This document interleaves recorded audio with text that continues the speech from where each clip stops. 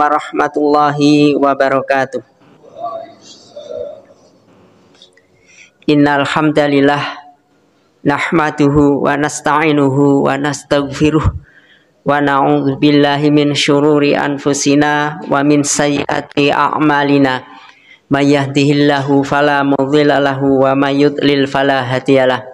Asyhadu an la ilaha illallah wahdahu la syarikalah wa asyhadu anna Muhammadan abduhu wa rasuluh. Allahumma sholli ala Muhammad wa ala ali Muhammad kama shallaita ala Ibrahim wa ala ali Ibrahim innaka Hamidum Majid. Wa barik ala Muhammad wa ala ali Muhammad kama barakta ala Ibrahim wa ala ali Ibrahim innaka Hamidum Majid. Jamaah sholat subuh rahimakumullah.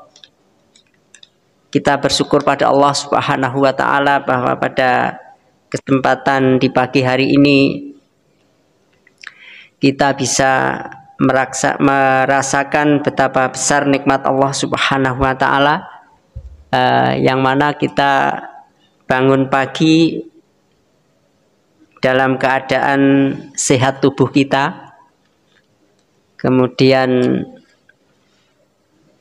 dalam keadaan aman di tempat tinggal kita aman, kemudian kita memiliki persediaan makanan untuk hari ini. Rasulullah Shallallahu Alaihi Wasallam bersabda, "Man asbaha minkum mu'afan fi jasadihi." Barang siapa yang diantara kalian yang pagi harinya ia dalam keadaan sehat tubuhnya, aminan fi sirbihi, kemudian aman, ya aman tempatnya, ya tempat kita tinggal aman.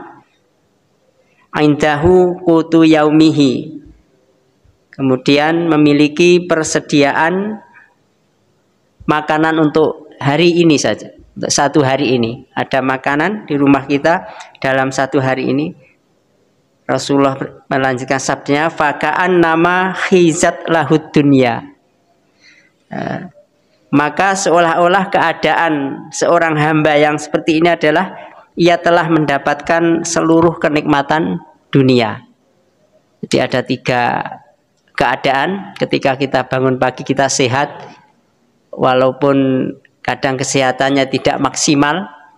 Ada ketika bangun tidur mungkin badannya agak sehat, agak terasa pegel, agak merasa linu, atau mau bangun terasa berat. Tetapi ketika kita buka mata kemudian kita sadar bahwa itu nikmat Allah, yang terucap adalah alhamdulillahilladzi ahyana ba'dama amatana wa ilaihin nusyur. Itu yang terucap dari seorang hamba apapun keadaan ketika kita bangun, ya, jadi itu. Mungkin begitu membuka mata keadaan fresh, ya, keadaan agak kurang enak badan dan sebagainya pun tetap kita bersyukur pada Allah Subhanahu wa taala, yaitu mengucapkan tahmid, memuji Allah Subhanahu wa taala, karena kita telah diberi nikmat hidup setelah kita dimatikan oleh Allah Subhanahu wa taala. Ini adalah suatu nikmat yang sangat besar, nikmat yang harus senantiasa kita syukuri. Kemudian kalaulah misalnya kita bangun dalam keadaan pagi badan tidak fit, badan terasa sakit, mulut terasa kering, gitu, mata terasa berat, tetapi itu semua adalah nikmat dari Allah Subhanahu wa taala yang harus kita syukuri. Karena apapun keadaan yang kita alami ini adalah semua adalah kehendak Allah Subhanahu wa taala. Kemudian kita bersyukur pada Allah dalam keadaan sehat, dalam keadaan aman, dalam keadaan punya makanan, persediaan makanan untuk hari ini. Itu suatu nikmat yang sangat besar kalau dihitung dibandingkan dengan nikmat dunia, bahwa kata Rasulullah SAW, faka'an nama khizat lahud dunya, seolah-olah kita itu dunia ada di kita miliki seluruh dunia ini, bagian ini. Ada 3 nikmat yang tadi. Kemudian kita nikmat yang terbesar lagi adalah kita diberi kemampuan untuk mensyukurinya. Itu salah satu tanda syukur nikmat pada Allah Subhanahu wa taala adalah kita memenuhi panggilan Allah Subhanahu wa taala. Ketika mendengar azan, baik azan yang pertama maupun azan kedua, misalnya kita dengar azan pertama kita masih sempat mendengar, kemudian kita menjawab, tapi kemudian tidur lagi, ya nanti bangun lagi, atau bahkan mungkin dalam keadaan badan sehat mau mengerjakan sholat malam berat, mau membaca Al-Quran berat, tapi kita sudah bangun, dan itu adalah suatu yang harus kita alami, kemudian juga kita harus kita syukuri. Kita kerjakan ibadah penutup di malam itu ada apapun yang kita lakukan. Kalau kita diberi kemampuan untuk mengerjakan sholat, kita sholat malam. Kalau memang keadaan sangat badan tidak kuat, sangat capek, sangat lemah, kita bisa minimal mengerjakan 1 rakaat sholat witir. Kemudian kita mendengar azan, kita penuhi panggilan azan itu. Kemudian kita langkahkan kaki kita menuju masjid-masjid Allah Subhanahu wa taala. Ini adalah bentuk nikmat Allah yang besar. Kita mengerjakan sholat, dan di dalam sholat pun kita juga di hadapan Allah berbeda-beda. Insya Allah Ibnul Qayyim Al-Jauziyah itu membagi orang yang mengerjakan sholat itu ada 5 tingkatan. Seperti kita mengerjakan sholat subuh yang baru kita kerjakan, seorang hamba, seorang muslim yang ngaku Islam, kemudian kita menegakkan sholat, maka itu ada 5 tingkatan. Yang pertama adalah sholat yang mengerjakan sholat tapi diazab. Karena apa? Kadang mengerjakan sholat, kadang tidak, atau bahkan kadang meninggalkan sholat sama sekali, atau dia mengerjakan sholat tapi di luar waktu yang kita kerjakan. Ini sholat orang yang seperti adalah sholat yang akan mendatangkan azab dari Allah Subhanahu wa taala. Sebagaimana failul lil musallin alladzina hum an sholatihim sahun alladzina hum yuraun. Ini kelewat dari waktunya, tidak memenuhi persyarat. Kemudian yang kedua adalah orang yang mengerjakan sholat, kemudian dalam keadaan mengerjakan sholat ini tidak tidak sempurna. Secara lahiriah dia mengerjakan sholat, rukuk, sujud, takbir, iktidal, kemudian sampai akhirnya dia salam, tetapi nggak konsentrasi sama sekali. Lepas mulai dari takbiratul ihram sampai salam hilang sama sekali, nggak nyambung dengan apa yang ia kerjakan, gitu. Kemudian yang ketiga, ringkasnya saya ini, kemudian orang yang sholat ini tapi dia berusaha berwudu dengan baik, mengerjakan kaifiyah gerakan sholat dengan baik, kemudian dia berusaha konsentrasi untuk mengikuti apa yang ia kerjakan, memikirkan gerakan sholat, memikirkan bacaan sholat, tetapi sering hilang. Karena apa? Gangguan dari syaitan, diganggu oleh syaitan.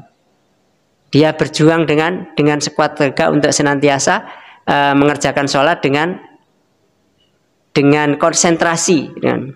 Ini yang kemudian yang berikutnya adalah orang yang mengerjakan sholat dengan wudhu yang baik, kaifiyah yang baik, kemudian dia berusaha untuk senantiasa konsentrasi dalam mengerjakan sholat ini, walaupun kadang hilang, kadang nyambung, kadang hilang, kadang bisa lepas itu. Dan kita tentunya bisa mengalami seperti itu, yaitu kita mengerjakan sholat, kita berjuang untuk melawan gangguan setan, karena setan senantiasa membisikkan kepada siapa saja seorang hamba yang lagi taat kepada Allah Subhanahu wa taala.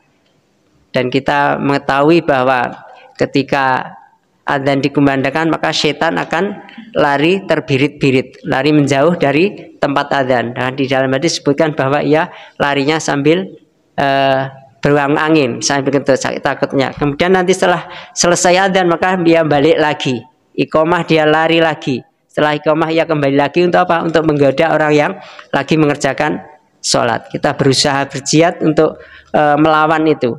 Ketika konsentrasi lepas, maka kita berusaha untuk merenungi apa yang kita kerjakan dan apa yang kita baca ketika sholat. Berusaha. Ini adalah pada tingkatan yang keempat. Kemudian yang kelima adalah sholat yang istimewa, yaitu sholat yang paling istimewa itu adalah mulai persiapan rukun, syarat dan rukunnya ketika mengerjakan semua ia koneksi kepada Allah Subhanahu wa taala. Hati dan raganya ia menyambung pada Allah Subhanahu wa taala. Tidak ada gangguan dari apa-apapun yang ada pada dirinya kecuali dia merasa sudah di hadapan Allah Subhanahu wa taala. Dia sangat khusyuk, sangat tumakninah, merasapi semua apa yang dikerjakan, menghayati semua apa yang diucapkan. Hatinya sudah menyambung pada Allah Subhanahu wa taala. Ini adalah 5 tingkatan sholat yang dikerjakan sebagai rasa syukur pada Allah Subhanahu wa taala. Kenapa sholat termasuk bagian syukur, mensyukuri nikmat Allah Subhanahu wa taala? Karena ketika Rasulullah Shallallahu alaihi wasallam mengerjakan sholat malam yang begitu panjang, kemudian sampai kakinya bengkak, kemudian ditegur oleh Ummul Mukminin Aisyah, oleh istrinya beliau, kenapa engkau mengerjakan sholat begitu lama, padahal engkau telah diampuni dosa yang telah lalu dan yang akan datang. Kemudian Rasul juga dijamin masuk surga. Dan Rasul menjawab bahwa apakah salah ketika aku ini ingin disebut sebagai abdan syakuro, hamba yang bersyukur. Jadi salah satu mensyukuri nikmat Allah Subhanahu wa taala adalah dengan taat mengerjakan sholat 5 waktu khususnya, sebagaimana yang disabdakan oleh Rasulullah Shallallahu alaihi wasallam. Jamaah sholat subuh rahimakumullah, ini sedikit yang bisa saya sampaikan pada kesempatan kali ini untuk sebagai nasihat saya pribadi. Kita mengukur, mengkoreksi diri kita pribadi, kemudian kita berusaha untuk mengerjakan sholat dengan sebaik-baiknya. Akhirnya subhanakallahumma wa bihamdika asyhadu an la ilaha illa anta astaghfiruka wa atubu ilaik. Assalamualaikum warahmatullahi wabarakatuh.